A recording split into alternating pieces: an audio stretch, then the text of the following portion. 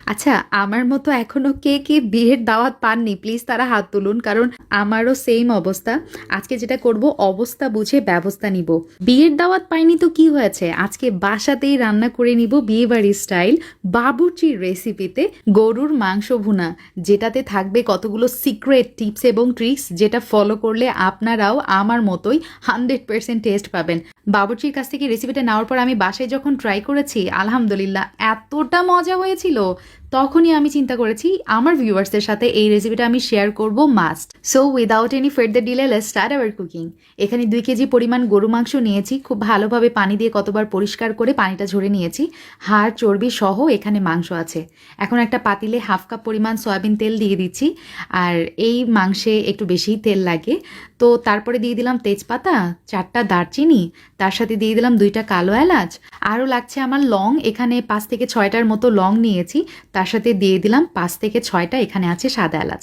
এখন সবগুলো মশলা খুব ভালোভাবে ভেজে নিব। এই ধরেন 1 মিনিটের মতো খুব সুন্দর একটা নাইস অ্যারোমা ছড়াইলে তখন আমি দিয়ে দিচ্ছি হচ্ছে পেঁয়াজ কুচি। এখানে 2 কাপ পরিমাণ পেঁয়াজ আমি ব্যবহার করেছি। 2 কেজি মাংসের জন্য 2 কাপ পরিমাণ পেঁয়াজ। তো পেঁয়াজগুলো যখন একটু সফট হয়ে আসবে, তারপরে পিঙ্কিশ কালার আসবে, তখন আমি আদা এবং রসুন বাটা মিলিয়ে এখানে ব্যবহার করব 3 টেবিল চামচ। তার মানে আদা বাটা 1.5 টেবিল চামচ এবং রসুন বাটা 1.5 টেবিল চামচ। এখন পেঁয়াজের সাথে খুব ভালোভাবে এই মশলাটা আমি কিছু সময় ভুনা করে নিব। প্রায় 2 মিনিটের মতো মিডিয়াম আঁচে করে নিয়েছি ভুনা। তারপরে অ্যাড করে দিচ্ছি হচ্ছে গরুর মাংস, যেটা একটু আগে আমি ধুয়ে রেখেছিলাম পরিষ্কার পানি দিয়ে। তো সবগুলো মাংসই দিয়ে দিলাম, দিয়ে এই মশলার সাথে কিছু সময় ভেজে নিব। বাবুর্চিরাও কিন্তু সেম কাজ করে, মাংসটা আগে ভেজে নেয়, এবং এটা করলে মাংসের টেস্ট কিন্তু অনেক গুণ বেড়ে যায়। মাংস একটু ভাজা ভাজা হতে থাক, এখানে আমি একটা স্পেশাল মশলা বানিয়ে নিব। একটা বাটিতে 1 টেবিল চামচ নিয়েছি লাল মরিচের গুঁড়া, তার সাথে দিয়ে দিলাম হলুদের গুঁড়া 1/2 টেবিল চামচ, আর জিরা গুঁড়া 1 টেবিল চামচ, ধনিয়া গুঁড়া 1 টেবিল চামচ, তার সাথে 1 চা চামচ পরিমাণ ব্যবহার করেছি গোলমরিচের গুঁড়া। তার মধ্যে দিয়ে দিচ্ছি পানি 1/2 কাপ পরিমাণ, দিয়ে সবগুলো মশলা খুব ভালোভাবে মিক্স করে নিব। বাবুর্চিরা কিন্তু রান্নাতে বেশিরভাগ বাটা মশলা ব্যবহার করে, আর যেহেতু মশলা বেটে রান্না করাটা একটু কষ্টসাধ্য, এই জন্য আমি এই কাজটা করি। একদম 90% বাটা মশলার মতো টেস্ট আসে এভাবে রান্না করলে। আপনারা অবশ্যই এভাবে রান্না করে দেখবেন। মাংস আমি 4 থেকে 5 মিনিটের মতো ভেজে নিয়েছি, তারপর কিন্তু মশলাটা চেঁচে মুছে অ্যাড করে দিলাম। তো দেওয়ার পরে আমি সবগুলো মশলা মাংসের সাথে মিলিয়ে নিয়ে তারপর কিন্তু এখানে লবণ ব্যবহার করছি। বাবুর্চিরাও সেম তাই কাজ করে, লবণটা একটু লাস্টে ব্যবহার করে। আর প্রথমে যদি লবণ দেন তাহলে কিন্তু মাংস থেকে খুবই দ্রুত পানি ছেড়ে দিবে, তখন সুন্দরভাবে মাংসটা ভাজা যাবে না। তো ঢাকনা দিয়ে 10 থেকে 15 মিনিটের মতো কুক করে নিব। তো 15 মিনিট পর দেখতে পাচ্ছেন মাশাল্লাহ করে মাংস থেকে কিন্তু ভালোই একটু পানি বের হয়েছে, আবার হচ্ছে তেলও বেরিয়ে গেছে। তো আমি একটু নাড়াচাড়া করে দিব আর কিছু সময় কষিয়ে নিব, যাতে করে এক্সট্রা পানিটা শুকে যায়। আমি কিন্তু এখনও কোনো পানি অ্যাড করিনি। যাই হোক, এই যে দেখতে পাচ্ছেন 5 মিনিটের মতো কষে নেওয়ার পরে এক্সট্রা পানিটা শুকে গিয়েছে।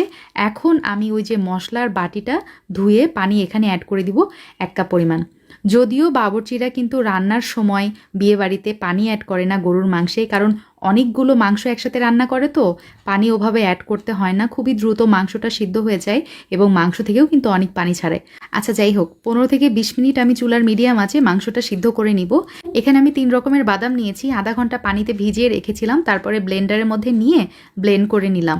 এখানে আমি কাজু, চিনা আর কাঠবাদাম ব্যবহার করেছি 2 টেবিল চামচ করে। তবে আপনারা কিন্তু এখানে যে কোনো এক পদের বাদামও বেটে ব্যবহার করতে পারেন। ফিরে এলাম প্রায় 20 মিনিট পর।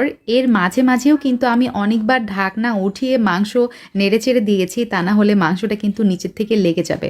যাই হোক, এখন আমি ব্যবহার করছি বাদাম বাটা। এখানে প্রায় 2.5 টেবিল চামচ আমি বাদাম বাটা ব্যবহার করেছি, 2 টেবিল চামচ প্লাস 1/2 টেবিল চামচ। তার সাথে আমি এখানে ব্যবহার করছি টমেটো সস, এখানে 1 টেবিল চামচের মতো দিয়ে দিলাম।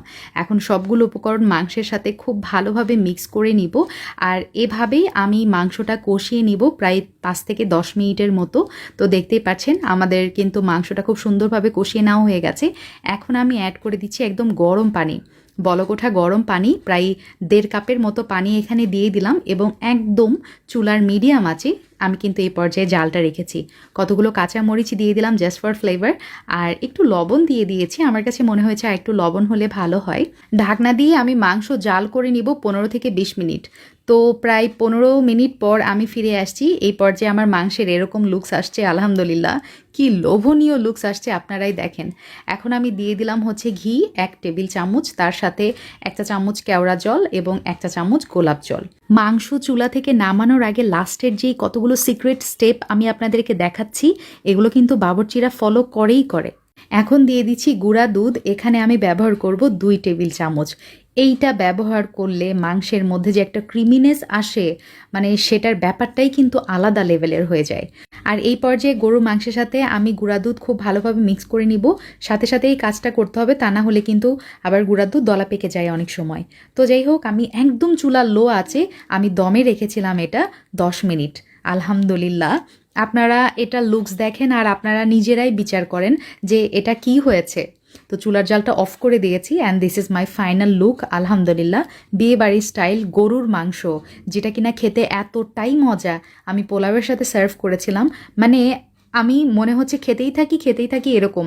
আমি এখন ভয়েস ওভার করছি আর এই পর্যায়ে আমার আবারও খেতে মন চাচ্ছে, বুঝেন অবস্থা।